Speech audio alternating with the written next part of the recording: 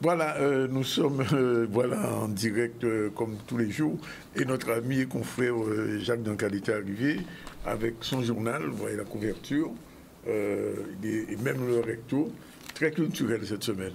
Tout à fait, oui, parce que c'est la semaine du festival. En même temps, il y a énormément de manifestations autour de la mémoire. Donc, on s'astreint à suivre comme on peut, parce qu'il y a vraiment beaucoup de choses, en plus de Marie-Galante, hein, il y a énormément de choses. Est-ce qu'il n'y a pas trop de choses de fait un petit peu à droite, à gauche et en pagale, comme on dit? Oui, très certainement, mais il y a beaucoup d'initiatives associatives, en plus des événements officiels qu'on connaît, entre le relais interentreprise, qui est un gros morceau de cette période-là, et le festival à Marie-Galante. Il y a énormément d'initiatives, soit des associations, soit des communes elles-mêmes, hein, qui font des choses sous la mémoire. C'est vrai qu'on peut penser qu'il y en a un peu trop, mais il n'y en a pas trop, il y a peut-être un problème d'organisation, mais globalement, c'est une très bonne chose quand même, parce que ça permet à plus de monde de s'impliquer et d'être sensibilisé à la question mémorielle en général, et puis d'en profiter aussi pour faire connaissance avec les acteurs culturels qui sont en général un peu plus mobilisés à cette période-là. Alors, on va parler d'une manifestation qui aura lieu ce soir. Peut-être qu'il faut rappeler quand même qu'il y a déjà plusieurs semaines que des journalistes, à l'initiative de Christian Céleste, s'étaient rassemblés pour organiser les assises de la presse. Et on a eu un premier temps fort, c'était avec cette émission il y a une quinzaine de jours. Et là, demain, ce soir. Oui, ce soir, on a une conférence débat qui reprend un peu l'idée le thème de la liberté de la presse. C'était la journée internationale le 3 mai dernier, donc on n'a pas pu faire à la même période. Mais donc le 25, on va beaucoup parler de la liberté de la presse et surtout de la situation spécifiquement dans notre territoire à l'initiative, donc je le rappelle, de Christian Céleste quand il a lancé cette idée des assises, qui date depuis très longtemps. On peut penser que il n'y a pas d'opportunité, c'est que simplement, ça faisait un moment qu'on en parlait. Il se trouve que maintenant, on peut le réaliser. Et ce soir, donc, on va échanger avec le grand public, c'est-à-dire les journalistes seront là, mais ils vont échanger avec le grand public sur le rôle du journaliste, sur à quoi sert la presse, dans quelles conditions on travaille, qu'est-ce que c'est aussi la notion de liberté de presse dans des territoires comme les nôtres, hein, dont on connaît les contraintes. Et on aura pour nous guider une espèce de fil rouge hein, qui sera là. Ce sera Maître Hubert Jabot, qui est un spécialiste du droit de l'information, qui va nous accompagner. Et je crois qu'il y aura aussi la présence de Georges Calixte qui sera aussi avec nous. Il y a quand même un temps fort. C'est ce débat autour de cette question-là où on va échanger aussi avec le grand public qui pourra donner son avis, parce qu'on a besoin aussi de savoir comment les personnes réagissent actuellement par rapport à des entreprises. Je le rappelle souvent, on a l'impression que la presse, c'est comme dans une commune ou dans des services de l'État. Pas du tout, ce sont des entreprises qui vivent, qui doivent vendre, qui doivent avoir un modèle économique et qui en même temps ont une mission fondamentale à accomplir pour défendre la démocratie et en général, les libertés en général. Donc le public aura la parole. Bien sûr. Ça, c'est nécessaire. D'une manière générale, puisqu'on a commencé à travailler là-dessus, comment on peut dire l'état de la presse en ce moment en Guadeloupe, globalement, très globalement? Alors globalement, il y a du dynamisme, mais il faut reconnaître qu'on est en grosse difficulté. On est en grosse difficulté puisqu'on a perdu deux médias il n'y a pas très longtemps, deux télévisions d'importance, hein, puisque c'était État Télévision plus donc Alizé TV qui ont disparu. Tout le monde se souvient aussi des difficultés du quotidien France-Antique, qui à un moment a même arrêté, a été repris fort heureusement par un partenaire. Les hebdomadaires, il en reste deux globalement qui continuent, les autres étant plus ou moins en difficulté. On est soumis à d'énormes contraintes avec le prix du papier qui n'arrête pas d'augmenter. En plus, on a évidemment toutes les avancées technologiques. Nous-mêmes qui sommes en hebdomadaire papier, nous sommes aussi en ligne, on travaille sur les réseaux sociaux. C'est extrêmement important. Et donc, il y a actuellement de grosses mutations liées à l'électronique, hein, tout simplement parce qu'on dispose maintenant très facilement de toutes sortes de médias. Donc, il est important, non seulement qu'économiquement, on se donne les moyens de vivre, on a un modèle économique, mais qu'en plus, on clarifie aussi le rôle de la presse et des journalistes par rapport à tous les supports d'information. Parce que c'est vrai que Actuellement, on dispose des réseaux sociaux, WhatsApp, Facebook, TikTok, tout ça. La question de la responsabilité, quel est le rôle du journaliste en tant que filtre, en tant que fournisseur d'une information sourcée, c'est-à-dire qu'il peut prouver qu'il en est le responsable, ça c'est très important de faire cette différence-là. Nous ne sommes pas contre les réseaux sociaux, bien au contraire, parce qu'il faut dire la vérité. C'est un complément. C'est un complément. Et puis souvent on voit les mauvais côtés des réseaux sociaux, mais il y a 99% de bienfaits pour 1% de dégâts, mais ces 1% là font mal forcément. Alors, ce qui est particulier, c'est que nous avons ces problématiques en Guadeloupe, mais ce n'est pas qu'en Guadeloupe, parce qu'au niveau mondial, aujourd'hui, la presse, j'ai envie de dire, la presse est en bouleverse. Ah, tout à fait. C'est-à-dire que quand on regarde les chiffres, par exemple, si on prend les journaux papier, si on prend nos tirages qui n'arrêtent pas de baisser, bien sûr, comparativement, si on fait un pourcentage par rapport à la population nationale, on a à peu près les mêmes chiffres que dans l'Hexagone, par exemple, qu'en France. On l'a aussi dans d'autres pays, on voit que c'est un peu la même situation. Il y a une mutation qui est terrible en ce moment. Et puis il y a évidemment les menaces qui sont liées aussi au comportement des gouvernements en général. Il faut quand même rappeler que de par le monde, beaucoup de journalistes meurent.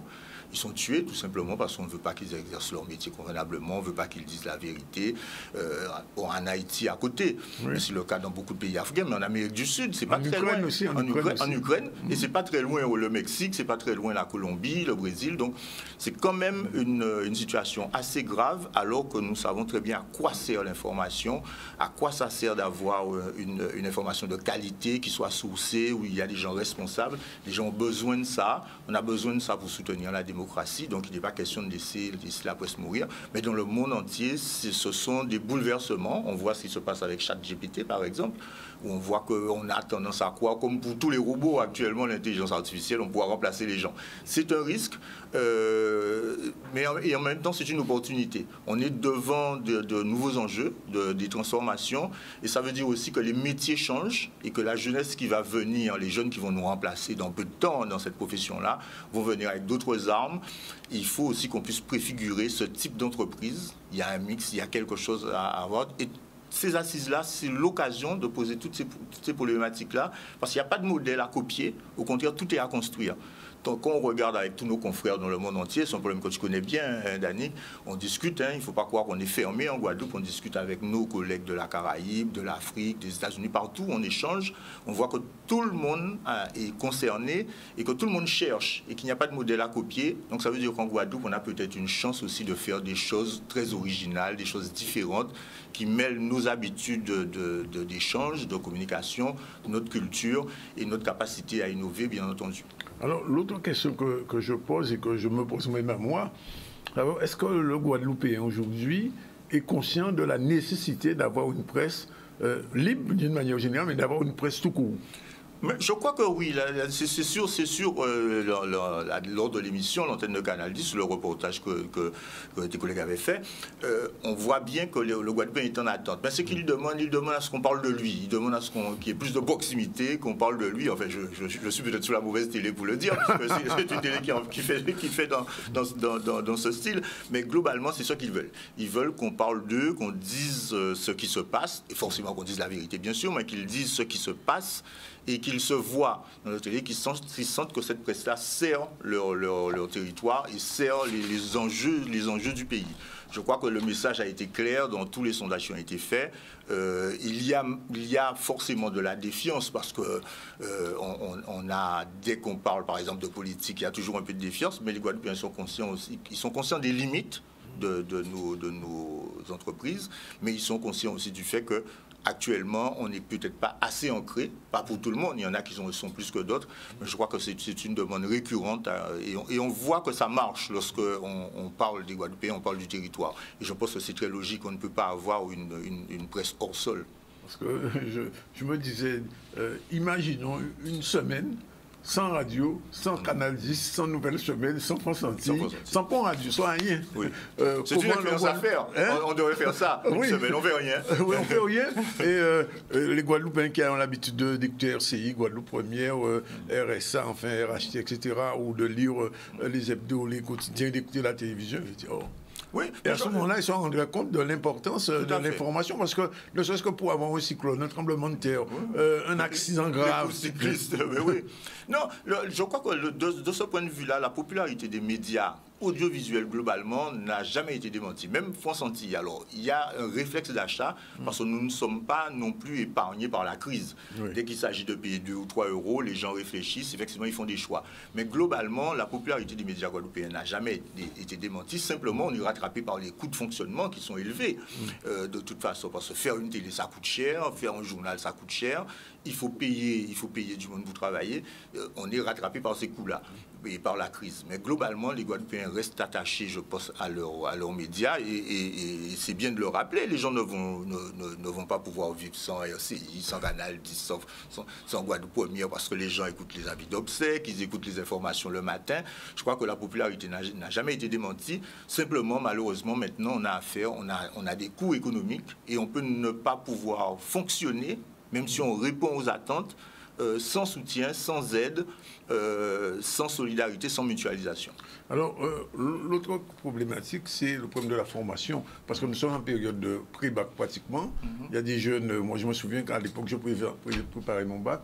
Et puis j'avais écouté un journaliste à la radio, il dit « Ah, c'est ce que je veux être demain. Ouais. » Alors, est-ce qu'on peut dire à un Guadeloupéen ou des parents qui nous regardent, le métier de journaliste, c'est un métier à endosser? Oui, moi je crois que oui, parce que on le disait, on l'a connu pour les psychologues. On a vu à un moment donné, être psychologue, c'était une catastrophe, il n'y avait pas de travail. Et puis tout à coup, maintenant, on voit des cellules psychologiques pour tout et pour tout, on cherche des psychologues partout. Et les coachs. Voilà, les coachs, on voit ça partout. Ça veut dire que les professions changent. Je pense que les jeunes qui vont rentrer dans cette profession-là ne seront pas les mêmes que ceux de notre génération. Nous, maintenant, actuellement, qu'on est reporter, il faut tout faire, il faut filmer, il faut monter les images en direct, des fois. Il faut envoyer, il faut pouvoir capter un signal. Alors, je crois que c'est une profession qui se transforme considérablement. Et ceux qui vont venir seront dans cette transformation-là. Et il faut croire dans le futur. Comme nous aussi, on a connu des périodes très différentes. On a connu des périodes où il fallait faire le journal à la main, du papier millimétré, faire le montage à la main. Et voilà. Et maintenant, on fait ça même sur un portable. C'est pas un problème. On peut monter une maquette avec une design. On peut faire plein de choses. Donc, ça veut dire qu'actuellement, les jeunes qui vont rentrer dans la profession vont eux aussi construire un parcours différent. Ils seront certainement capables de faire plein de choses que nous, on ne fait pas.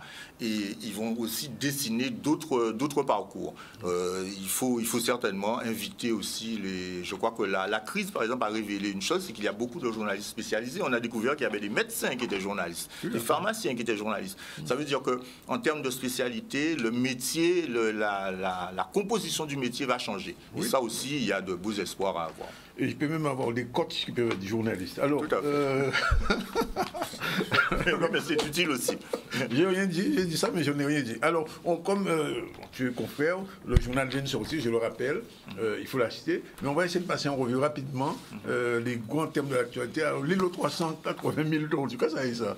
Alors ça c'est l'affaire du restaurant de Le Caracoli. Oui. Parce que la question qu'on se pose, j'ai eu longuement d'ailleurs Max répond sur ce sujet-là. La question, on est un tout petit territoire. Toute l'activité économique, particulièrement le tourisme et même l'habitat, est sur le littoral.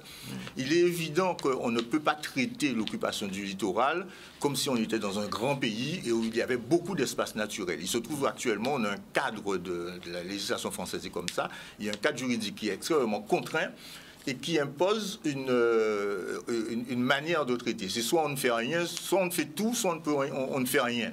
Donc forcément, ça pose la question de la gestion du littoral. Donc il faut envisager des solutions BOUP négociées et des solutions plus souples. On ne peut pas complètement interdire parce qu'il y a 4 tortues qui passent.